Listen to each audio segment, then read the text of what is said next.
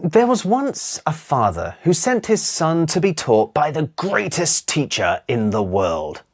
And when the boy got there, the greatest teacher in the world said to him, "I'm going to tell you some stories."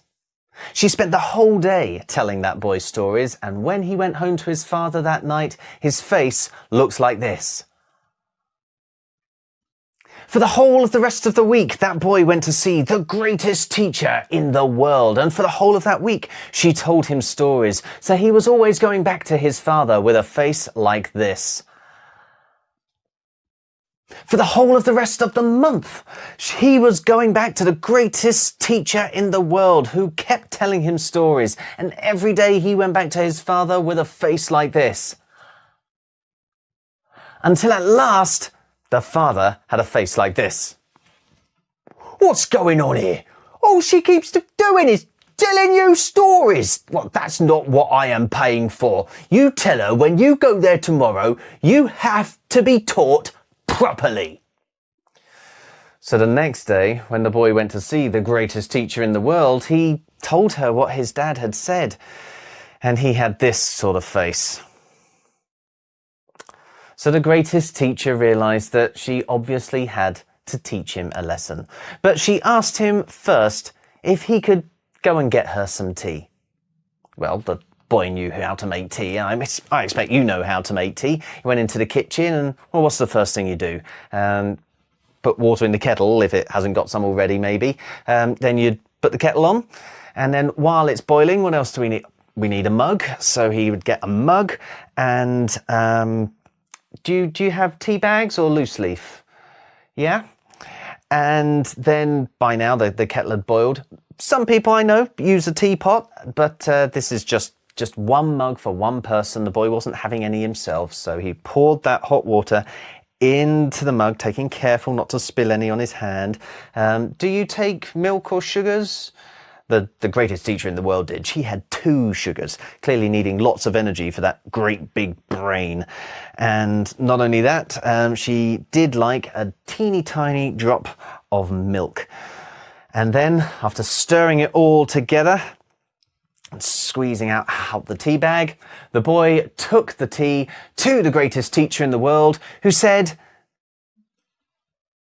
"What have you brought me that for? I asked you for tea. I didn't ask you for a mug and hot water and milk and sugar. What's all this about?" Now you know and I know, and I'm pretty sure the greatest teacher in the world knew that when she'd said, "Get me some tea," she had of course meant exactly that, a mug with boiling water and tea and milk and sugar inside. The point was that one word, tea, told an entire story. A whole process through which the boy was to bring her exactly the sustenance that she needed.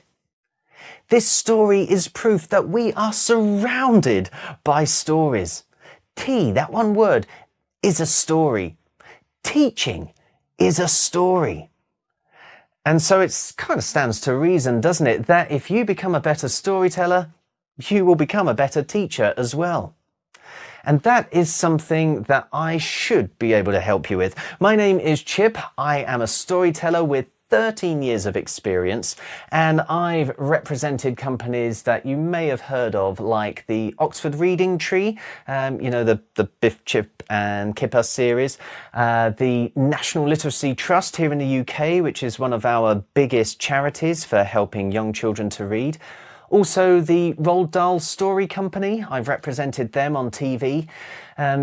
If you haven't heard of any of those, I'm sure you've heard of the European Union. I wrote the EU's guidance on using storytelling in the classroom as well. So I hope you will see me as fairly well placed to help you develop your art of storytelling. I'm going to share with you some storytelling secrets, such as the engagement keychain, the skill from which every other storytelling secret hangs. And I'll teach you some of those as well, like story anchors, and even the 27 voices that you can already do. And towards the end of the week, we'll be looking at story-led learning, the practice of using your storytelling to teach absolutely any subject in the world. It really is possible, and I hope that's what you will be taking away with you after this course on the art of storytelling for early years. So it only remains for me to say cheerio, and I look forward to seeing you there. So, cheerio, and I look forward to seeing you there.